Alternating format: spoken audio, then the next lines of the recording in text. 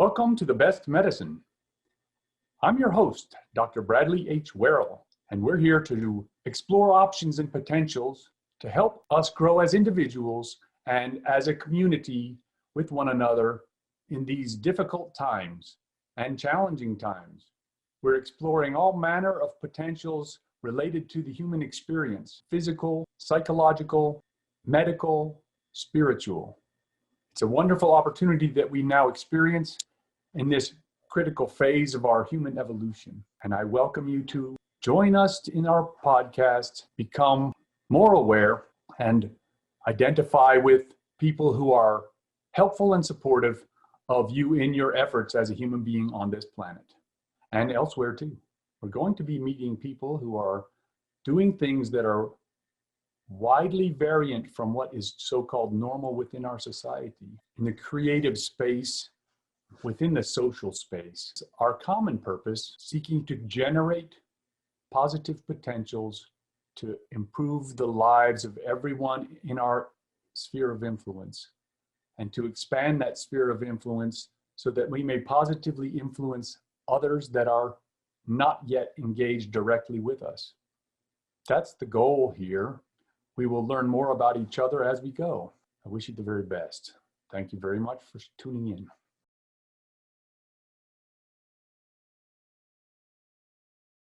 In this episode, we're going to meet young Garrett, who's quite an eclectic mind. And I appreciate having a conversation with him, and I think you will too. Quite an interesting gentleman, and I think that we are going to do good works in the future with him. I look forward to it, and I hope you enjoy this show.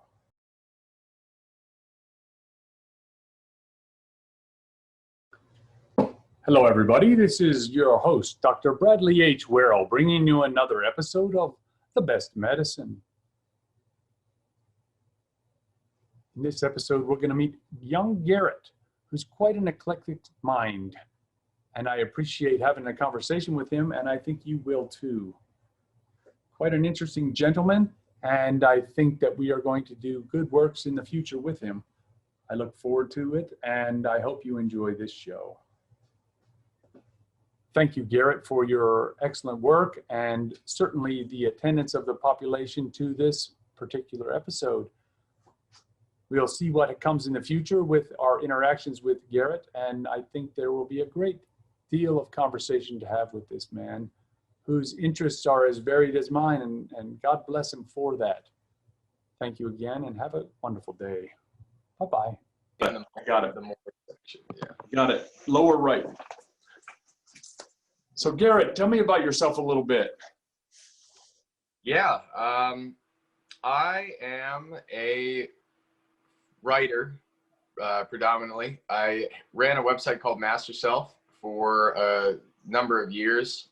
I wrote 2 books out of that website, and then I've been featured in a couple others. After that, I started a company called Aion Media, which is how I know John. It was a Twitter-based media company that our team was essentially a combination of writers and podcasters. We put on a conference with over 30 speakers called IonCon at the end of last year. From there, I went to work at a marketing company that was run by a Canadian con man. After we realized that he was a con man, we took all the employees and started a second marketing company. And then that happened right as COVID hit. So from COVID, I still have some affiliation with that company, but it's kind of moved on its own. I get a job at Paradigm, which is where I work now as a systems director. And Paradigm is a strategic design studio. So I do systems designs for strategic innovation, business processes, that kind of stuff. That's like a crazy thing. I don't even know what that means, man. I get that a lot. Yeah. It's interesting. It's like, so what was the background? How did you get into this? Is it marketing, or how did you find your way there? Yeah, so I went to school for marketing. I really wasn't a big fan of the college system, so I was only there for a year and a half. I have a background in sales. I also wasn't a fan of sales because a lot of the sales tactics are quite deceptive. So I realized at some point, well, I wanted to be an entrepreneur, but if I was going to not do sales, I would have to find other ways of selling things. So I figured, all right, marketing's a good fit. So I started getting into sales psychology, interpersonal psychology stuff to figure that out. And eventually, if you're in marketing at all, you find out about Bernays. So Edward Bernays, you're probably familiar. He's Freud's nephew. He's really awful. He did a lot of really terrible things. And that basically set the precedent for the last 100 years of business, which I don't know. It's the field of marketing is basically built on a foundation of non-ethics. So at the point when you realize, well, I'm going to have to figure something else out as far as marketing is concerned, because basically par for the course is a net bad.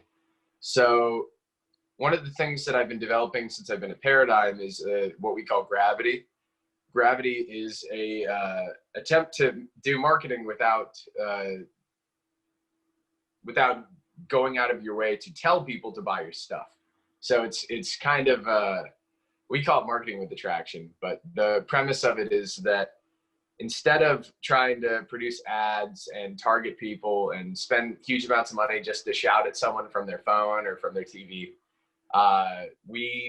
it's community-based marketing. So one of the things that we do is we have a series of different groups and shows and other educational resources that we put on. So there's a Facebook group that we have for business owners. We have a Discord group that's a little bit more in depth. It's a virtual accelerator called the Vortex. We have podcasts that we run that kind of operates in both of those, but a little bit differently. The podcast in the Facebook group is a little bit more like, hey, here's some interesting stuff you might want to know. The podcast in the Vortex runs as a coaching program. And so not only do we do all this, but we also train all of our business partners to do these as well. So we actually have a network of Facebook groups, and we're slowly building a network of these Discord kind of coaching groups where everybody who is working with us is going to learn how to also build these communities, right? And so we call this, this has a compounding effect called communities of scale, where you have groups, other people have groups. There's a large amount of crossover in these groups. And what you start building is this very in-depth, coherent community that is incredibly attractive to people. It's the exact opposite of what you'd get from someone like Geico, who's just going to spend hundreds of millions of dollars a year to have that little lizard shout at you about saving 20%, right? Which I really don't care for that, like I mentioned. So the stuff that comes out of what we're producing is positive. It's educational and it's useful, right? You're actually going to get utility out of it, and then you realize, well, okay, those guys know what they're talking about, and I like what they're doing, and I want to be a part of it, and thus we market without marketing. I like it. I like that. It's a very interesting function to, it's a positive attraction, I suppose, is as opposed to yelling at people, and natural intrinsic benefit being the promotional activity, right? Mm-hmm. It's very interesting. It is from Bernays, is being manipulated, right? Just it's hellish, man. It's a hellish thing. It's like, it's stunning to discover Bernays' work and the use of psychology as a manipulative tool. And it's like, wow, those guys were something else, right? And they did a good job, bang up job for 100 years. Wow. And it is, the college system sucks, and it's like, just all this manipulative function that's occurred to it. And well, we watched the whole thing unravel itself right before our very eyes at the moment, huh? Yeah, I think we're there. I mean, if you look at, so I don't know how many universities it happened with, but we were recently, we live in Raleigh, and we recently went to Chapel Hill. Chapel Hill, when we were there, everybody outdoors had masks on, everything. And 1 week from after we were there, the university, they got a bunch of cases of COVID and they sent everyone to virtual schooling and they don't get a refund. So I would argue that's like the most blatant robbery of a generation of children that's ever occurred, right? So we have to either, there's two assertions here, is either being physically present in the university system is not worth any more than attending the online classes, or it is, and they should get their money back. But neither of those things are going to happen, right? So it's astounding. But I don't know, we built a very strange world in the last 100 years. This COVID thing is really astounding. I went to went to visit my son on his birthday a couple of days ago in university, and it was like driving down there, just a depressing situation to see all these 20-year-olds walking around with this crazy mask on their face. I'm like, my God, what are we doing to these poor people? You know, they're young people. They don't need to be doing it. It's like, that's just awful. It made me have a dark cloud over my head for the rest of the day. It was very unpleasant. Couldn't even believe that they're subjecting these people to that. It's just awful.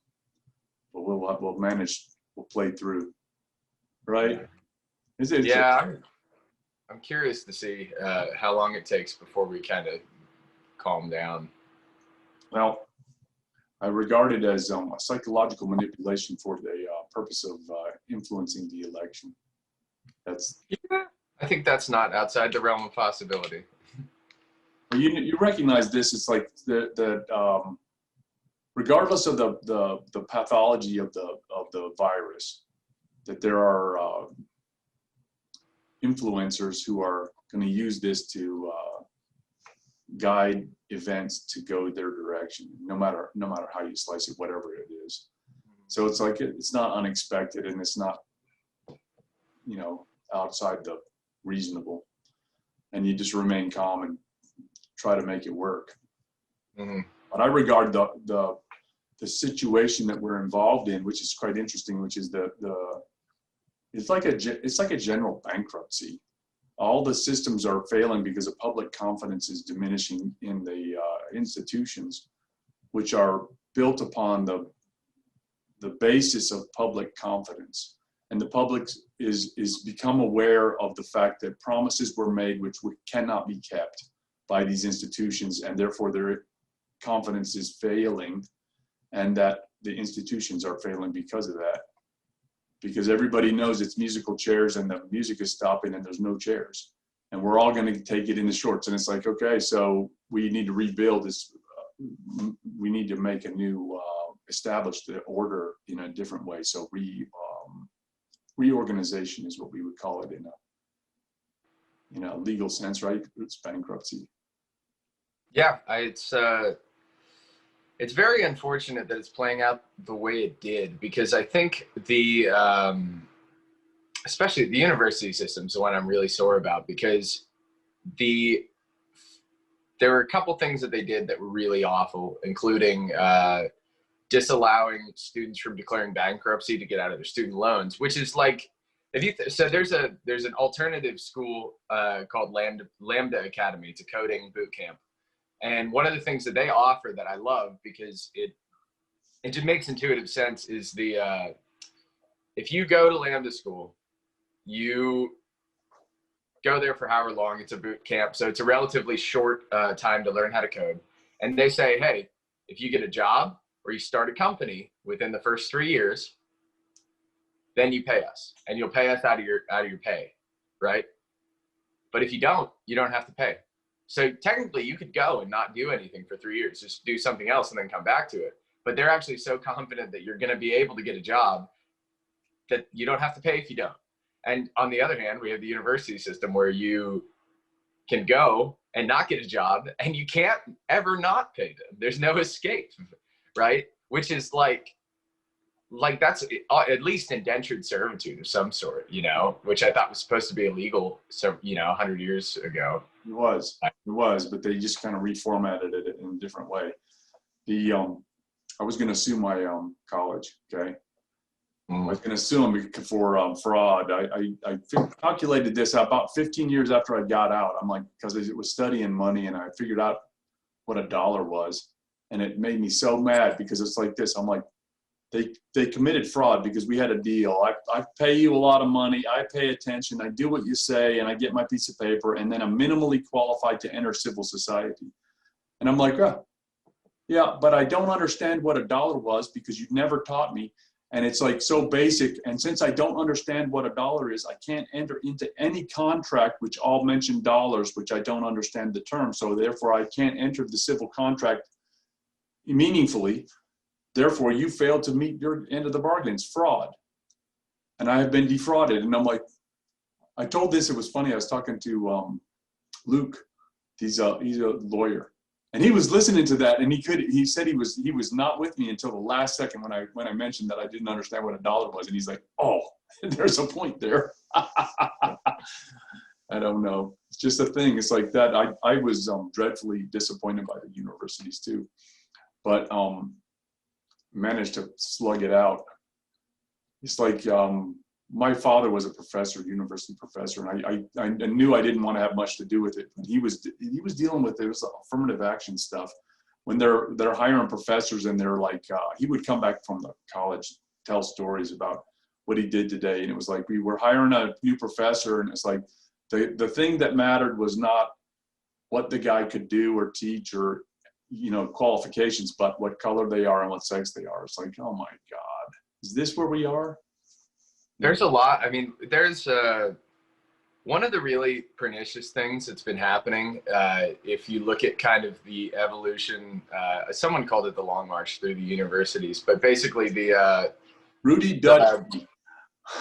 What's that? Rudy Dutschke. The long march through the institutions. That's it. Yeah. The one of the things that the Marxists understood very well was the slow push of culture, and it seems to be something that the left does and the right doesn't do. But there's this kind of insular forcing out of anybody who's distinctly outside of the group, and at some point it was just far right people, but now it's basically anybody who's not explicitly far over on the side of the fence where the universities are, which are so extreme. And you can read, I mean, I've read plenty of stories from, centrist or like lightly right people who just felt alienated or silenced. And ultimately, I guess that's what you get if you don't speak up, because you do that for 100 years and then here we are. But but people don't understand that fundamentally, like the academic system is based on Kant and Hegel, and Marx and Engels quoted Hegel the most. So the entire, like the prototypical academic was Kant, right? The entire philosophical basis of the university system idealizes a guy who's an impotent academic who doesn't do anything functional, right? So Kant, Marx never had a real job. So when you think about that, it's no surprise that we ended up with this kind of like insular academic class of people that don't actually produce any value in the world, right? They're purely theoretical. Their theory doesn't have to match reality for them to think it's good. And what do you get? You get a school system that can't train people to do jobs, because none of these people ever had real jobs, right? And not to say that being a professor isn't a real job, but if you're teaching theory and you learned it from someone who teaches theory and they learned it from someone who teaches theory, then that's a pyramid scheme, right? That's literally a pyramid scheme. If your job is just training you to teach people to get the same job as you, and that job is a teaching job, that's a pyramid scheme. So we're in a weird spot. I think one of the things that we've been doing over the past however long is decoupling the concepts of learning from producing tangible value or some kind of physical real world benefit. As it's obvious the inverse of the university system is that we consider people who do manual labor jobs to be beneath us, right? We don't, blue collar jobs are stupid, which is hilarious because my buddy who went and got a job in a factory in our hometown owns his car, his motorcycle, his house. He bought them all with cash, and we're the same age. And I am in an enormous amount of student loan debt and other things. So it's funny because the story that culture says and the reality of the situation have very little to do with each other, right? you can go get a real apprenticeship or work in the trade system or go to a trade school and do far better than basically every college student on average, unless you're doing something super high paying, like engineering, the medical fields, or like the STEM stuff, you know? It is what it is. It's like, it is a lot of mythology, right? It's like they sell a myth, and what's fascinating about that that Marxist thing is that you look at you study that cultural hegemony from Antonio Gramsci, 1937. The Italians threw him in jail. Mussolini threw him in jail because he's like, this guy's dangerous. I'm like, yeah, he's dangerous. What a fascinating thing. Those guys were sharp. You know, they were ahead of the game. They were ahead of the game, and that's, I mean, it's. Somebody said that technology in the 20th century was about centralizing power, and technology in the 21st century is about decentralizing power. So it stands to reason that the academics in the 20th century centralized it. If you look, like Gramsci's a real, he's him and Bernays. There's a third, I forget who the third part of that triangle of just awful abuses of intelligence were, but Gramsci's really awful. He did a lot of terrible things. And he basically built the playbook that everyone uses now, not even just the left too. I mean, it's everybody, because they set the standard for what politics would become. And we have this weird situation where the combination of democracy and global media, in the sense that now media is driven by, how do I get people to click on advertisements? And the way that you do that is pissing them off effectively, right? So you have a machine in your pocket, everyone does, that's designed to make you angry. And we have a political system that's based around your opinion. So we have a terrible feedback loop between who can piss you off the most so that you think about them, and then who are you going to think about the most so you vote for them, right? And thus everything's falling apart. That's interesting. It's like everything's falling apart, and it will be reorganized, right? And it's like we try to reorganize it into a positive situation, and it's like that's okay. It's going to be just fine. You have to have confidence in the faith in the system to evolve to a better state. And it's like, it's a human consciousness, right? That we're gonna figure out how to sort this out in our minds to generate a positive outcome for ourselves and our posterity, right? I'm actually, despite being a career pessimist, like I take it as my job to assume things are the worst possible way and then plan for that. I am actually fairly confident. If you look at a lot of the stuff that I get to do at work makes me very hopeful about the world, but then also it's as if there were two games that you could play. And one of the games is the game that we've been playing for, like we could call it 400 years, but 100 years of modern marketing, crony capitalism, this kind of weird anger-driven show that's us versus them. And there's another game that is emerging, and people who stopped wanting to play that game, maybe they didn't know what game they wanted to play, but they realized, I don't want to play that one. Everyone kind of realized, wait a minute, it doesn't really make sense if you're a business to go destroy your competition, because if I find out that you destroyed your competition, I don't want to work with you because you're just going to do that to me. Maybe if you're a politician and you're just going to tear apart everyone that you used to be friends with, well, I don't want to work with you because obviously you're going to do that to me. But if you actually cooperate with people and you don't make your life strategy fight to the death, because you could play fight to the death. You could be Mike Tyson for some amount of time and just, what did he say? He's like, I'm going to eat your kids, or just, you could do that, but eventually you lose, right? Eventually you bite somebody's ear off, and then nobody wants to fight with you anymore. And then you're not that strong anymore, and then you're done. So it's just not a sustainable strategy. But we can play the game where, hey, we all get along and we all make cool stuff and like each other and like our jobs, and don't spend lots of our time trying to think about, hey, how am I going to screw over the next guy? And that actually is an easier strategy because you don't have to watch your back. So we win eventually. There's no way you can't win with that strategy, because eventually one of them, you have no friends left. And the other one, you get to hang out with your friends all the time. I like that. I like that plan. That's how I see it. I'm just not interested in fighting all the time. It's too much work. It's just too much work. And it's like, you can't watch over your shoulder the whole time.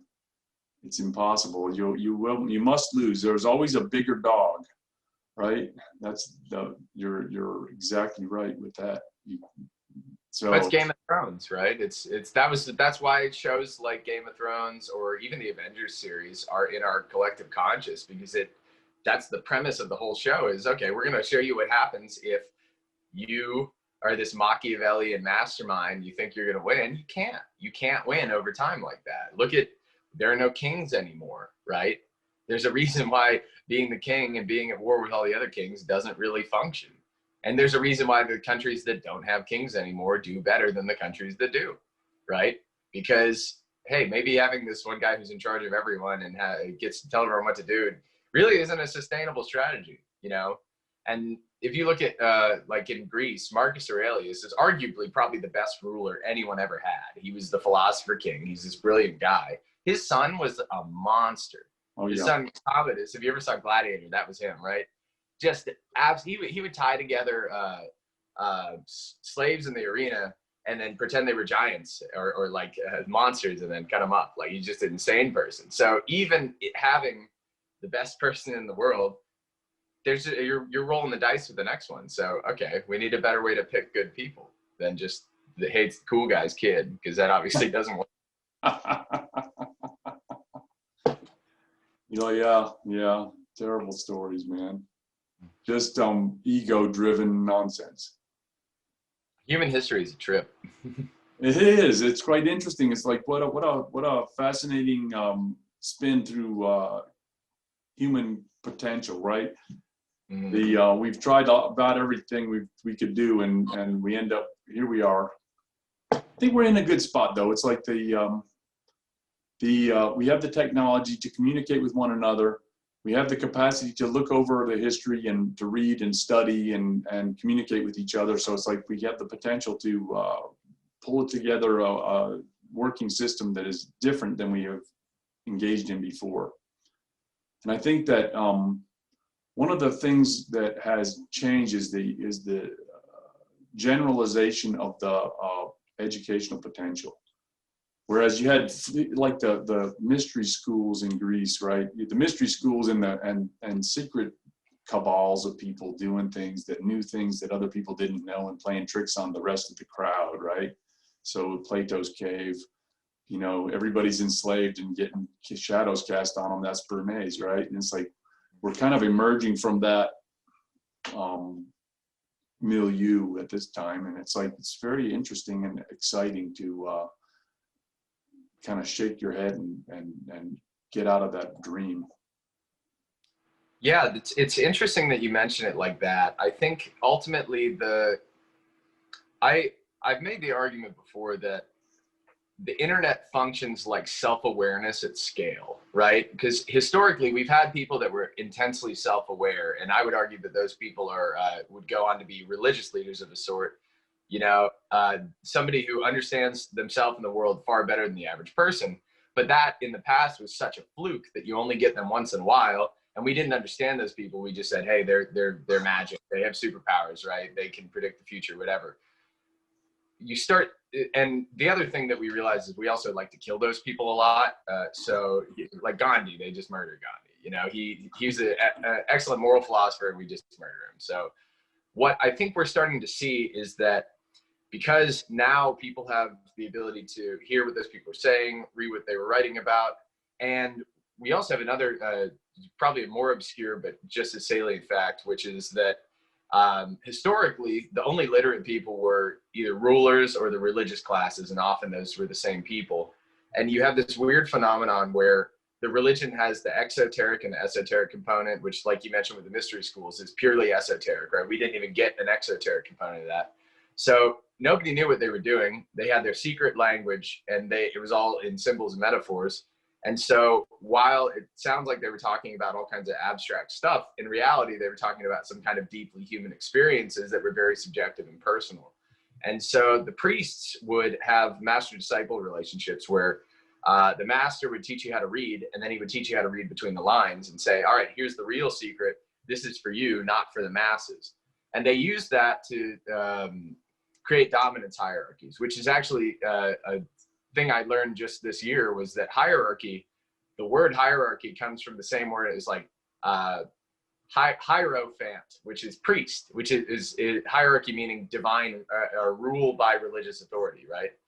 And so when you think about that, you think the entire world is based on hierarchy, it's actually based on secret knowledge held by the priest class. And who are the priest classes in our society? They're academic or corporate leaders who have some kind of either, or political leaders who have secret political information, secret economic information, secret academic information, right? Theory.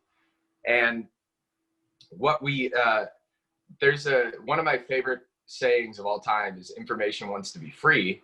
So by democratizing access to information, education, all of these things, we are undoing the hierarchy.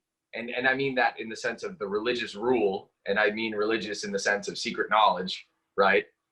By making everyone have access to the truth, which I think is the most important thing that we've ever done. I would argue the internet, in that sense, it has liberated people.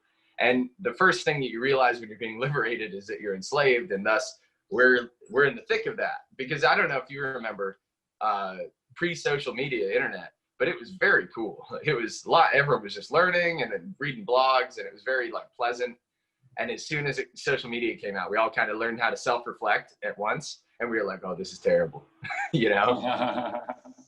It is a funny thing. So like, I started studying what happened to America, I've been 3 years ago or 4 years ago.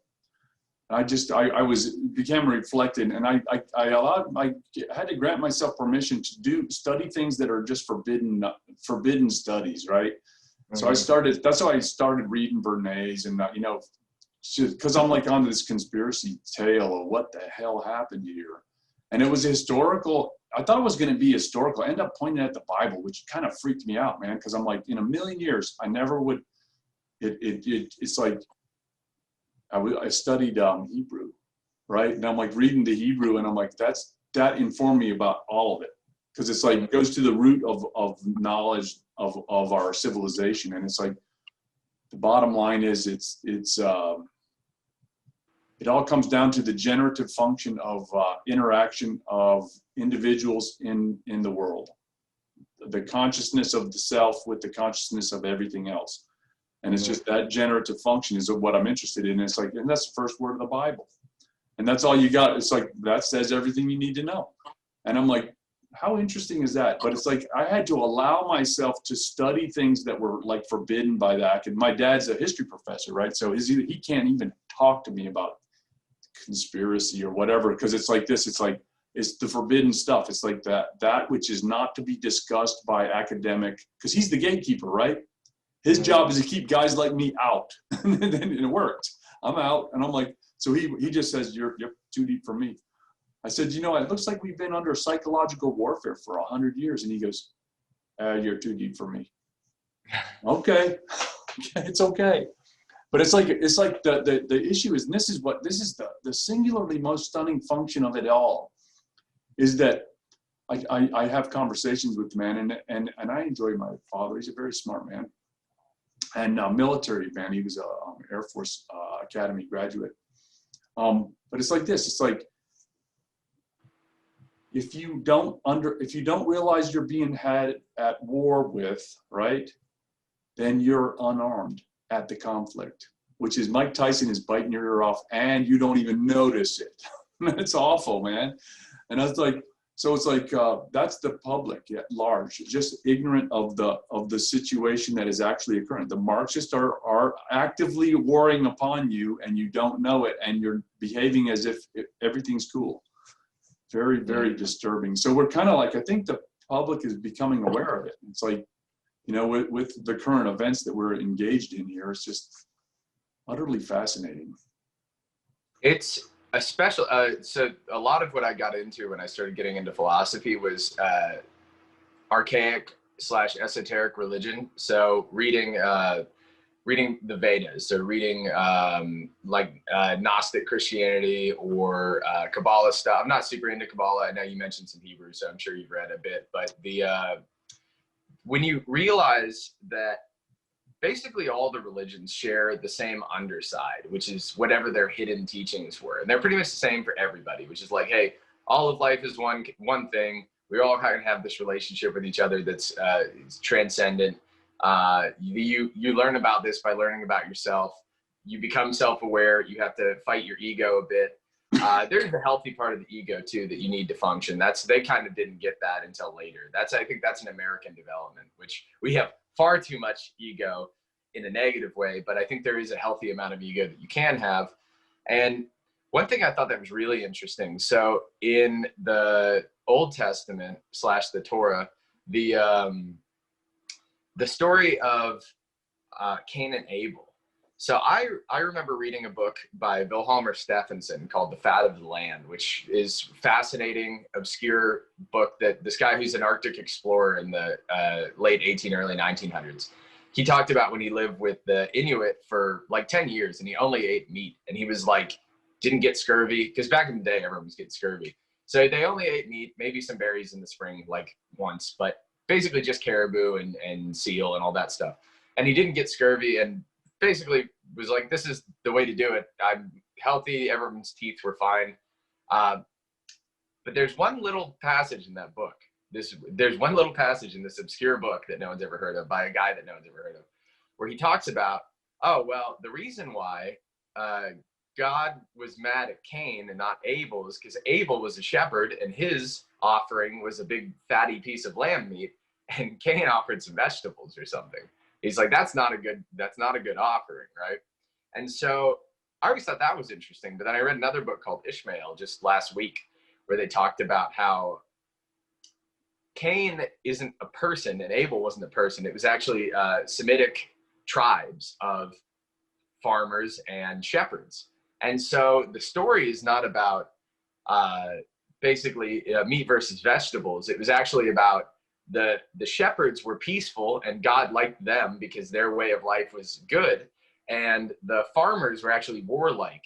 And so the first murder is actually the first war that's enacted by farmers who live in such a way that their lifestyle requires them to continuously add land and toil against the shepherds who were living in a sustainable way that God was a fan of, right?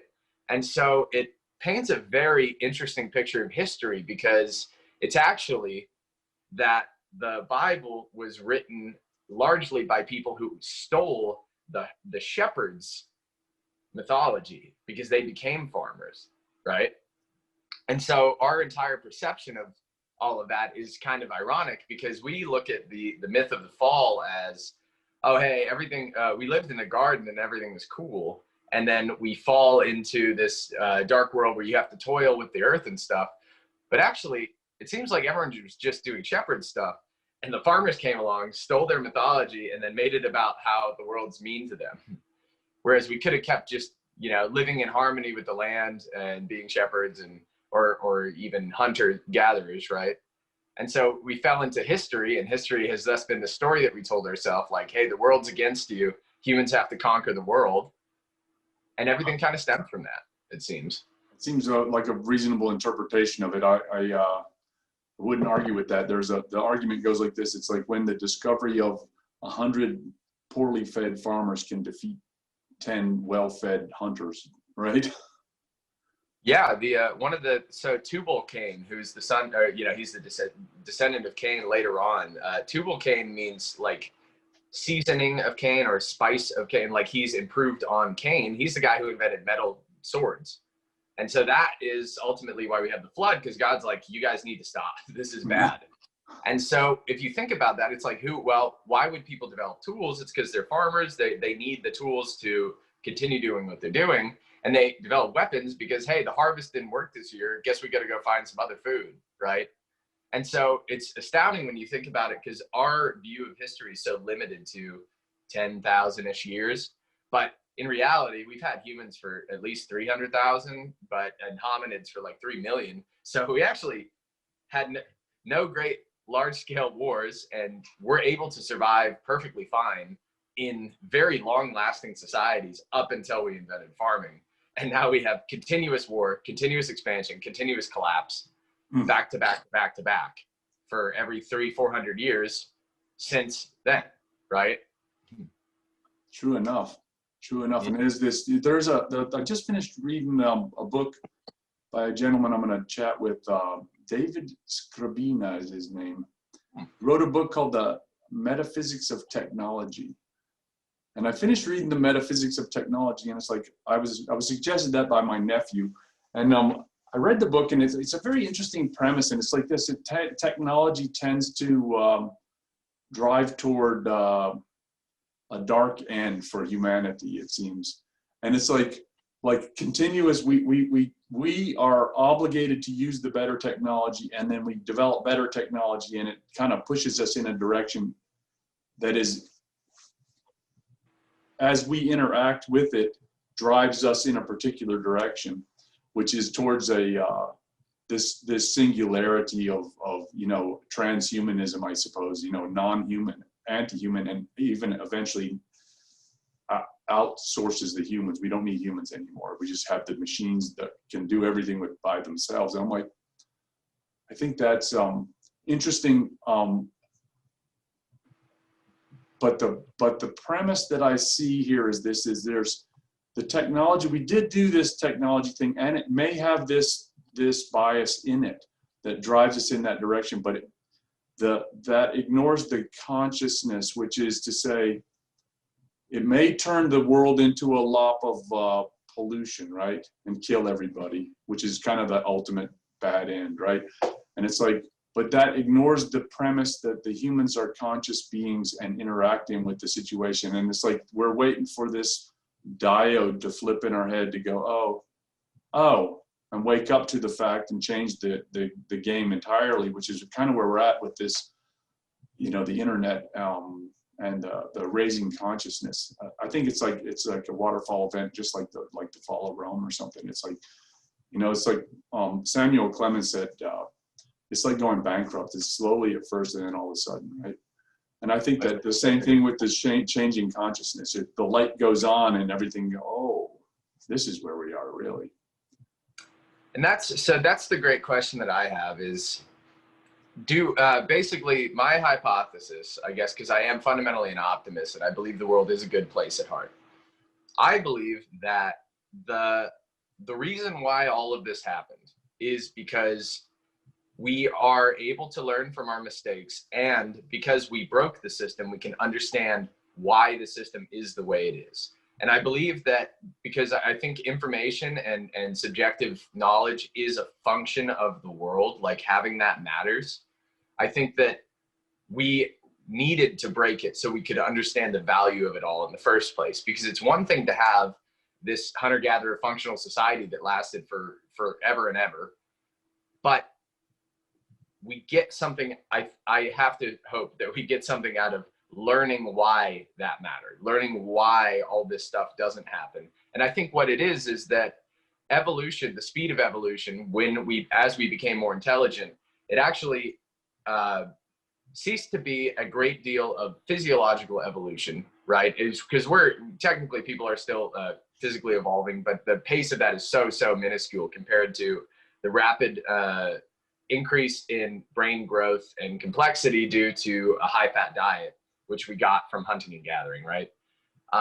So I have to assume that what now is growing is we have the birth of self-consciousness. I would argue that also ties into the fall, because you become self-aware, you become conscious of time, and thus conscious of our own death. And that is probably why we went to farming, because we know, hey, if I try and hoard all this food, I'm going to forestall my own inevitable demise, even though that really wasn't a good strategy, because you were much less likely to do a bunch of work and then die if you were just doing the other thing. But I think this progression, I have to assume that we are about to finally start fixing things, because I think that the level of overall consciousness and intelligence is an ability to self-reflect on history and realize that we got a lot of it wrong has finally reached the point where we can be better than we are bad, and that we can self-reflect in such a way that we can improve ourselves. And I would argue that it's basically, people talk about AI as the computer that can improve itself, but we're that, right? Our rational mind at this point, with the abilities of the internet, the ability to self-reflect in a genuine way, is what AI pretends to want, right? And I think if people focus more on self-reflection and the ability to act on self-reflection and improve yourself exponentially, then we wouldn't be as interested in AI. Yeah, I'm with you.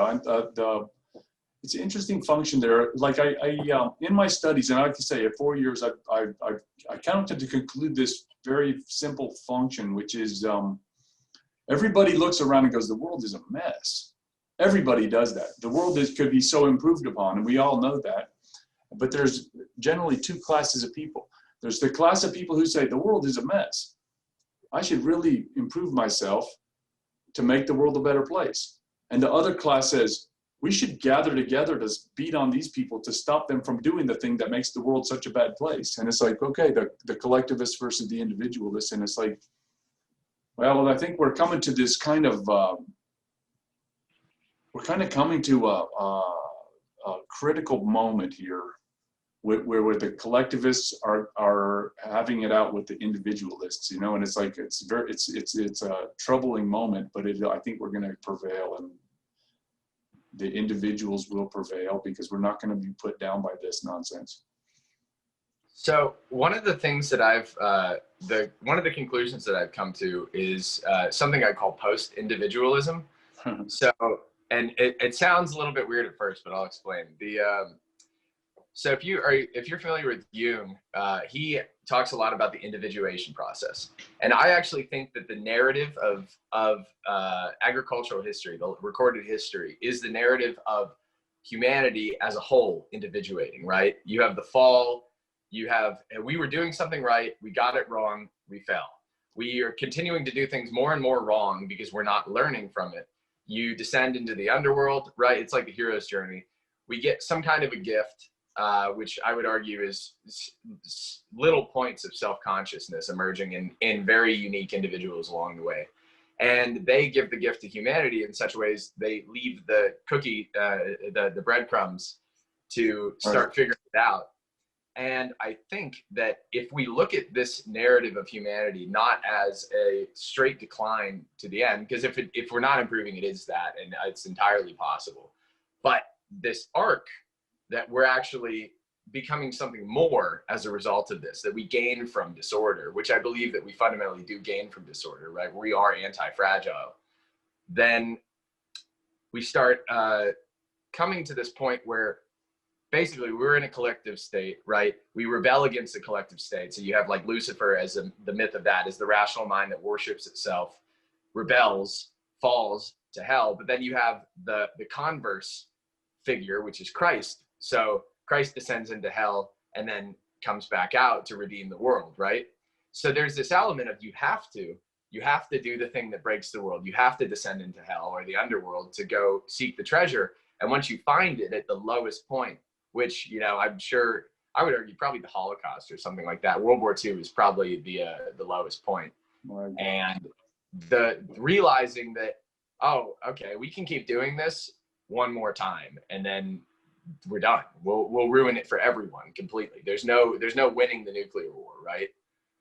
And once you realize that, hey, you have one chance left to figure it out, you know, that I think you gain from that, because when you decide that, all right, we can never again engage in this us versus them kind of conflict, it just doesn't work. It doesn't work at all. Then I think we have a starting point to really fix things, because ultimately all conflict becomes a conflict with everyone, right? If I have a conflict with you and I fight you, then your family's going to come fight me, or your friends or somebody. And then mine are going to get in. Then we have a blood feud. And then you have the Israelis and the Palestinians. And it's been going on since Abraham had 2 kids and they split off. So I think that we're individuating, and I think as we individuate, we become a whole person, but then we can return to the tribe or the collective because we're a complete person. Before you're a complete person, you're just a part of that unit and you have no individuality, and then you're given to things like groupthink, and you're actually not very valuable to the tribe because you can only listen, you can't lead, right? And if you do lead, it's a mob because you're all leading each other somewhere blindly. So I post-individualism becomes what I think is the return to community once you become an individual. So a tribe of individuals or so. That makes sense. I like that.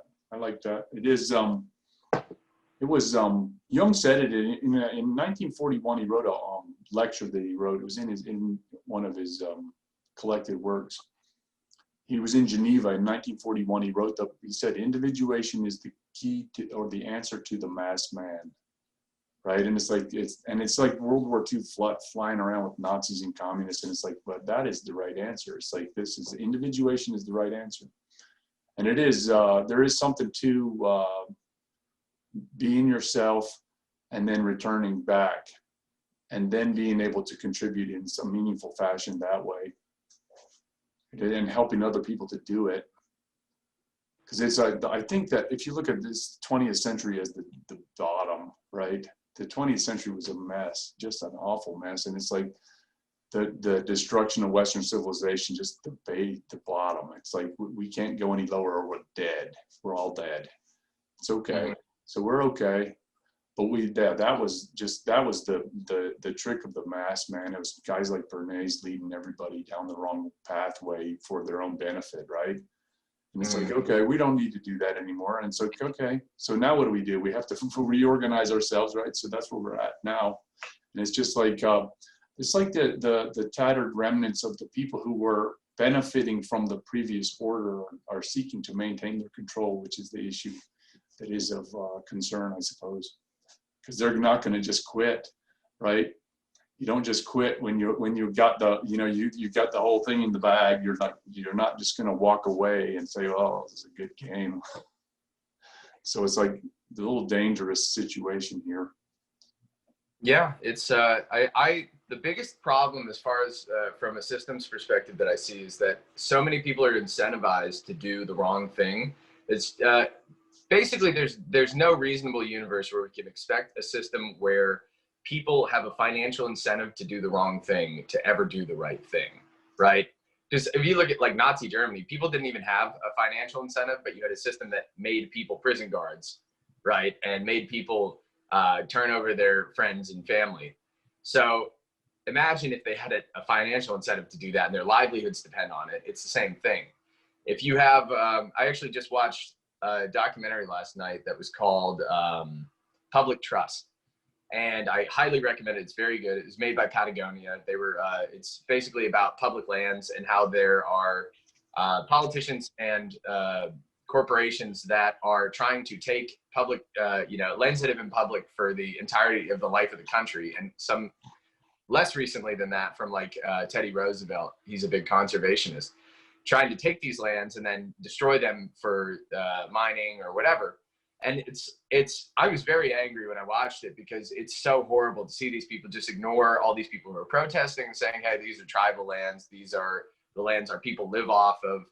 But then you have to realize, like, we live in a system that values the work that they're doing in destroying these lands. And to them, they are the good guys. They're, the lie that we all told ourselves is, hey, go exploit natural resources, destroy the world, because making a profit is the right thing to do, and that makes the world better. And it's like, I sympathize with that because I understand where they're coming from and wanting to be the best and wanting to be, the good capitalist guy who makes jobs and makes a profit and makes everyone rich.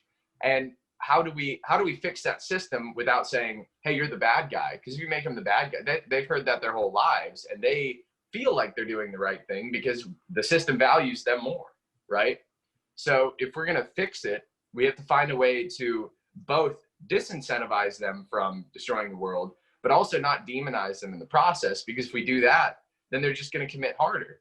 You know, if you tell someone, hey, the way you're making your money is bad and you should feel bad, they're just going to cling to it. They're going to reject you because they have to realize it, right? They have to realize there's a better way. And that's a lot of the work that I'm trying to do, is figure out, how do we make a game that everyone can play, even the people who are making the game we're playing bad? That's a tricky business right there, because I agree with the premise of it. It is I regard it as evil. It's factually evil to incentivize people to do the thing that you know is wrong, right? I agree. And it's like that's that, and it's like because it's like you must divide the consciousness to ignore the thing that you're doing that is evil, to take the benefit that you are seeking to gain here. And it's like, yeah, and it is like, I think of the destruction of the oceans, like, you know, it's the same thing. And it's like, the pollution and such is awful. And it's like, people are incentivized to do it. And it's like, wow, that when I believe that my understanding is that it is the collective consciousness becoming aware of that, and the nefarious nature of it will cause the situation to change. And I don't know how it will do it, because it will be suddenly though. And it's like, because how do we become aware, right? Awareness is all it is. And it's awareness is a mysterious function, right? It's like, it kind of like, it goes off like a light in the dark. And it's like, oh, now you see the thing you didn't see before. And when you see it, you're behaving differently. But it's like, I don't know that it's an interesting function to try to design a system to cause the guy to not be interested in doing the thing that he gets paid a lot of money to do, right? And it's like, I don't know if that is within the realm of the possible even. Do you know what I mean? To design a system. So think about, there's one company that has mostly figured it out, and Elon has his issues, but they did one thing that no other company has ever done, as far as I'm aware. And if another company's done it, they're a smaller and less influential company. Most people do not know that the mission statement of Tesla is accelerating the global transition to sustainable energy. It says nothing about making cars at all. They gave away all of their patents, right? And in fact, it actually doesn't matter, because Tesla is so far ahead of everyone else in the auto manufacturing field that even though they gave away all their patents, they are now still the largest company, the highest market cap of any car company.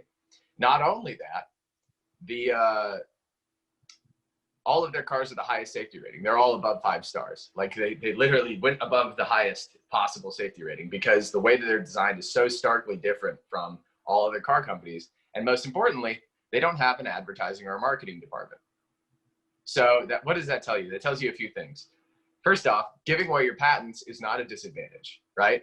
Marketing and advertising actually are unnecessary, right? Which, to our Bernays point earlier, right? And you can actually succeed by making it easier for other people to play the game that you want to play. And the most important part is that when your goal is beyond the thing that you're doing, when you actually just want to make the world a better place, it doesn't matter if you're making cars. Eventually, I'd like to see a world with no cars. And I'd imagine that's the case with Tesla. If we move towards all public transportation and energy efficient stuff, cool. Well, we don't have to do the thing that kills 40,000 people a year, how many people die in car crashes, right? There is another way to do it, and we're just addicted to the way that we're doing it. But if you make it easy for people to do the right thing, you say, hey, I'm going to play a game that's fun to play and it's sustainable. Come play it with me. Here's the patents, right? Hey, our cars are better. Here, you can make them like mine, right? Then you make it easy. But it's our belief that scarcity is a thing, and our attachment to the fear that we might not have enough, or that we have to hoard information from other people, that's what we're at war with, is that mentality, right? When in fact, there's more than enough to go around. And there's really only benefit from cooperating, right? You really don't lose from that unless you want to win at the expense of everyone else. That's right. Now there's a gentleman named Robert David Steele that I recommend. He made a book called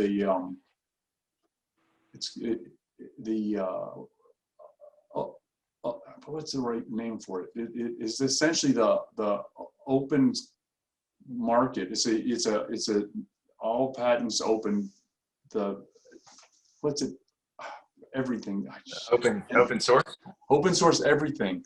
And I'm like, open source everything. So he's like this, just, we're going to just make products that anybody can manufacture all the parts for at any location, and designs of that's the basic premise, which is like, why would the real killer is you buy machines, you buy like copiers and whatever it is you buy, they have some secret thing that can't be made anywhere else, and tools that it's just stupid. It's stupid. It's like it's anti universality, right? It's against the ability of the individual to work on the parts of the machines that they use in their daily activities. So it's like the open source everything is like, let's make it again so that if you want to make the part for your car, well, you make the part, and here's how you do it. And I'm like, in any shop, in any town, and that's a brilliant premise as far as I'm concerned, and I think that's where we're headed, so that we can work together and make things work. And the other thing that was spun off that little discourse on the Tesla is the automotive society. It came out of Bernays, right? They generated this, man. It's like, what a mess. I'm like, what a century of malinvestment in the United States to create this dependency upon automotives. It's individualism. It's malignant individualism. I need to be the only person that can use my car that I have, and I use it to show off to other people. Oh right? my, malignant individualism is a very good word right there. I like that, man. It's like, but it's like we got these crazy suburbs that you have to have a car now. It's a dependency. It's just awful. And it's like, I look at, you drive through the Midwest in these little towns, right? Little villages, and it's like, that's the right way to be. It's like, you don't need a car. You walk to the corner to go to the grocery store. The man has a truck that he brings the food in. It's like, that is like you watching the fall just keep on falling down, man. Yeah, look at the so one of the things, somebody posted this, and I wrote a little rebuttal on Facebook, but effectively they said, okay, well, look at this map of America. Here are places that the population density is lower, and here are places that are higher. And the places where it's lower, everyone is further right. And the places that it's higher, people are further left. It's almost invariably the case that the likelihood of someone voting for someone is, if you're in a city, you're left leaning. If you're in the country, it's right leaning. I'm not about to make an ethical argument for either of these. I'm actually just going to make an argument against cities. But ultimately, their argument was that you should just understand people's position on things, and this has something to do with it. The thing that they left out is specifically that population density correlates with basically every single negative factor: mental illness, crime, lack of security. You get insecure attachment, which basically means that because you're seeing so many different people that you never see again, you don't build strong attachments with people. You get a similar thing out of daycare as well, which is a problem that we're dealing with now. But because you see all these people, you get diffusion of responsibility. So they literally watched it happen in New York, where someone could be bleeding out on the sidewalk, and if there's 100 people walking by, nobody stops because nobody feels any concern for it because they think someone else will care. And you would never get these in a small town, right? So ultimately, I would argue that cities are a mistake, period. The way that we build them is a mistake. They're built for cars. You can't walk across them. And the compounding effects of population density lead to extreme amounts of mental illness.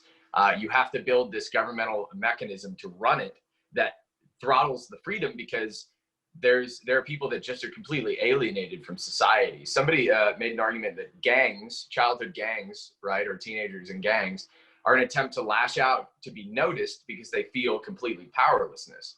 And if you consider, okay, I'm surrounded by 100,000 people at any given moment, right?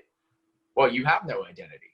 It's very easy to go without recognition, and loneliness is the most awful of all things for people. We are bred to avoid that like the plague, right? So if you live in a place that makes you lonely by default, but that's a recipe for every bad thing known to man. And it seems to play out that way, right? I'd say so. And it's like, that's interesting because it like goes to Babylon, right? And it's like this is kind of where I finished my studies of what happened to America when I figured out the Babylonian control system, right? So they had two kinds of magic users in Babylon. There's a magi, who are good magic users who do good things, help good things happen to good people and prevent bad things from happening to good people. Those are the wise men of the East in the Nativity story. Okay, there are also sorcerers, and their job is to summon demons and to control them through their superior knowledge of evil. And it's like, the only way to have a superior knowledge of evil is to practice evil, right? And it's like this, so summoning demons is like this. You summon demons is you encourage the people in their misbehaviors.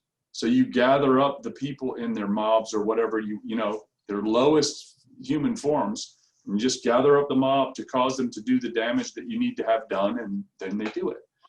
And it's like to take advantage of all the psychological diffusions of responsibility, et cetera, that you just discussed, all the bad things that happen in the city, right? So that to capitalize on the malignancies of the city, right? What a terrible thing. But you're right. It's like what to unwind the situation. They're unwinding it right now because they're governing the cities so poorly. It seems like by intention, they're driving the people from the cities. It's fortunate. I just hope that the people that leave the cities don't try and go build another city, right? That's the mistake, because they say leave California, and California basically is the argument, right? But, it's a shame because I'm from California, and it's Where? the best. It's like the Oceanside, so north of San Diego. My mom's from LA. My grandparents moved to LA in 1933, I think. I bet it was cool then. Oh my! But like this is beautiful, perfect time to. It's like, look, my grandfather was a doctor, and so 1933 bought the place. We visited the place. It's like just crazy in LA. It's like a beautiful place, and it's like there's nobody there. You have a car, you have money. I mean, paradise, right? Mm-hmm. What that place has fallen so far. It's like, because we just we buried my uncle like a year ago, and it was we visited this house site, and it's like LA is just a bizarre function of so many people and so much stuff happening. And then it's like we go around the corner to get to this place where the house, right? So that the house, and it's like you go around the corner, and there's like this, it's straight out of 1935. This beautiful palm trees lined lawns, big houses, like just 2 blocks, and then you're back into craziness. It's like, but I imagine that. It's like I can't imagine a better place or time to grow up. It's like must have been nice, but man, yeah. They've blown California up. It's the way of all things. It's the delusion that bigger is better. It's at the base of it all. I think it all goes back to agriculture and what agriculture preempts, which is empire. With agriculture, you need to continually expand, right? You're never safe until you have more food than you need, right? Whereas in a hunter-gatherer society, you actually can just go, hey, I'm hungry, I'm gonna go kill a deer and I'm just gonna eat it, right? We're good. Okay. There's gonna be more deer tomorrow. There's gonna be more deer a month from now. There always was, right? But agriculture, you need to continuously expand. And if you run out of food, you have to go steal it from someone else. So you have these dual exponential growth imperative, which is the same thing that cancer does effectively. And you have this malignancy, which is the thing that makes malignant cancer bad, right? So you're trying to grow, you're going to kill things that get in your way because you need more land, right? Everyone else just like land was ambiguous, property rights didn't exist before agriculture, right? So as you're moving through the world and spreading, making more farmers and killing the people that don't like it, well, you just invented empire, right? So who rules in the system? Well, you have the strongest dude who can convince the most people to do what he wants. And he does that always with the priest class, right? So I would argue that black magic is the OG marketing, right? That's exactly the sorcerers you're talking about. Right? OG, right? What does OG mean? OG's original gangster. Sorry. Okay, just keep me up to speed, brother. Yeah. It's the original marketing.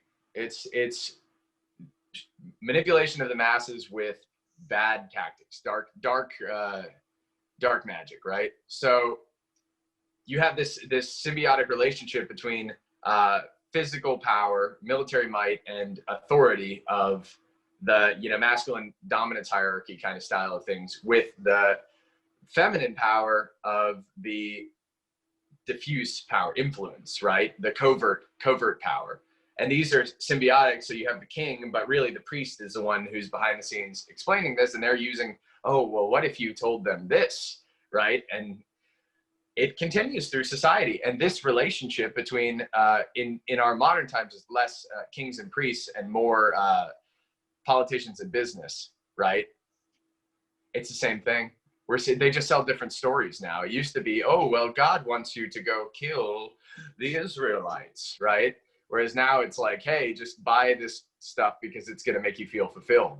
Like, it's the worst commercial I ever saw in my life. This is when I decided I was done with advertising as it is.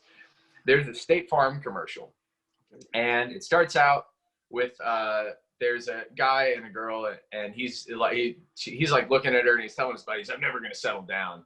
And then the next scene, they're like in an apartment together, and they're like, oh, we're never moving to the city or the suburbs. And they're like, at the end of it, ultimately, it's like him and his kids.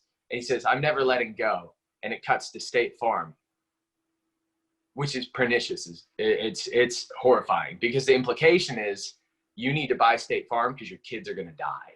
And this is something that we allow on television, period. So just fear, horror, and not even explicit horror or fear, but implicit. Because I probably watched that 100 times before I realized what just happened. And I know for a fact nobody else does, but it's the implicit association of whatever you think is right is wrong, back to back to back. Your kids are going to die. Buy our stuff, right? It's horrifying. And you can watch it. It's very upbeat and pleasant. It's cute. It's got nice music in the background. And it's saying, your kids are going to die. Buy our product. That's the actual message of their commercial. And there are a lot of companies that do that. There are a lot of commercials that are that dark.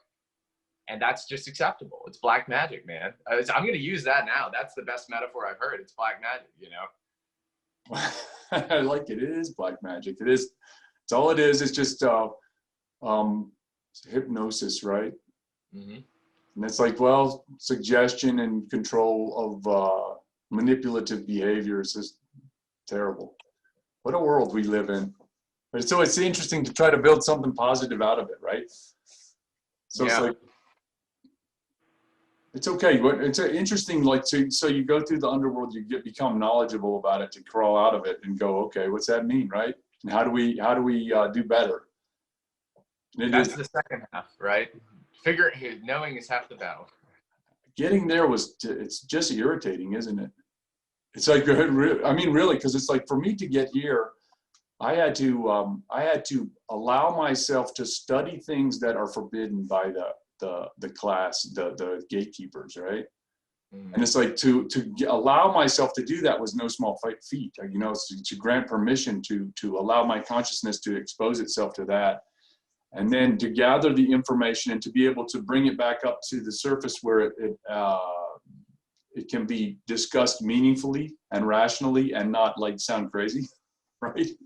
Because see, you spoke Bernays, you already know this stuff, man. It's like this, that tells me all I need to know. You already have exposed yourself to the same things, which is quite interesting, right? Which is to say, this is not it is a revealing, it is a upwelling consciousness that's coming out, and it's okay. But now it's like, pouring out. We have to turn it into something more positive and beneficial, having exposed it. That's all. Yeah. But the real kick is I mean, you've touched upon it before, which is turning the incentives from doing the wrong things, right? Mm-hmm. Which is like, okay, that's a tricky business. And I guess it goes all the way, if you look at it in a biblical sense, it is the undoing of Cain and Tubal Cain, right? Yep. That was the real fall, right? Is ultimately Adam being man, being, you know, dirt or whatever, ruddy or whatever Adam translates to, is it's not one dude, it's not one guy in the garden, it's all of man. And you know, the gaining the knowledge is the idea, like, oh hey, if we gain this information, we won't die. If I think about the future, I can plan in such a way that I won't ever have to die, and that's just unavoidable. So the realization that you're going to die, and all of your fear about that doesn't change that fact.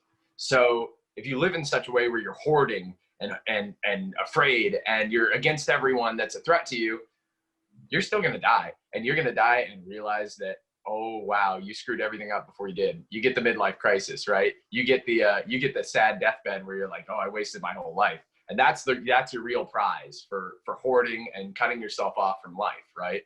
And so I don't want anyone to have to do that. I would prefer that nobody dies like that. Instead, we all kind of stop hoarding things and just kind of live and let live. And I think that's to your point about, you know, the descent. I think it's Dante's Inferno, right?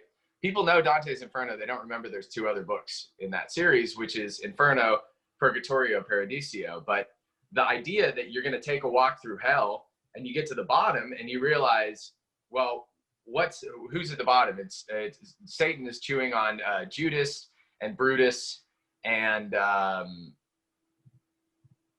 somebody else. It's another Roman guy, I forget. But he's got 3 mouths and like 7 wings, and he's chewing on them.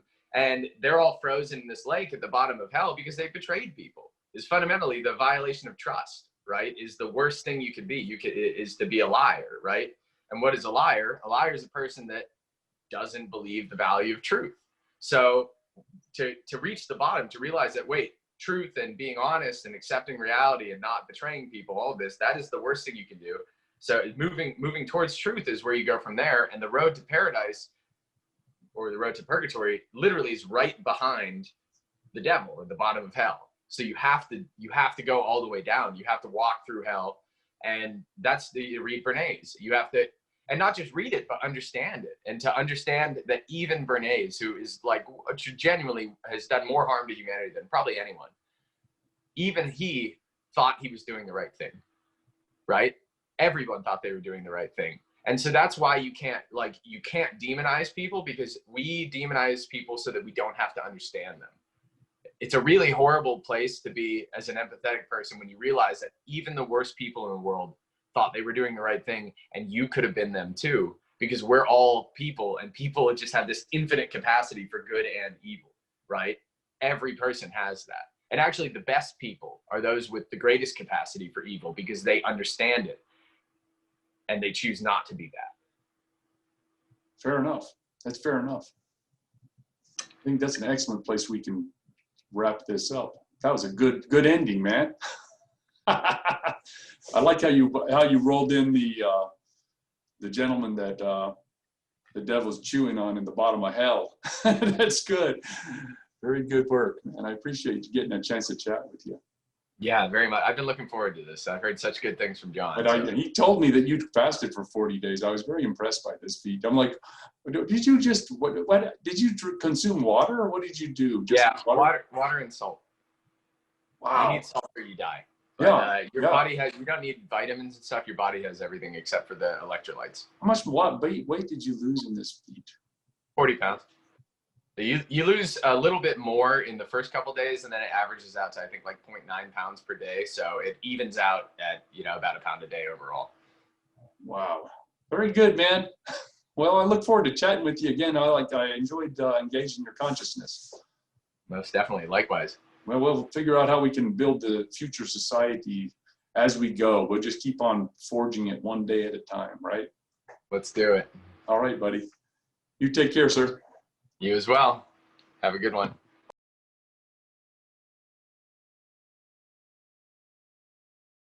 Thank you, Garrett, for your excellent work, and certainly the attendance of the population to this particular episode.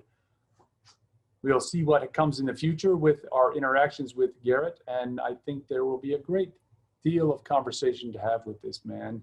whose interests are as varied as mine, and God bless him for that. Thank you again, and have a wonderful day. Bye-bye.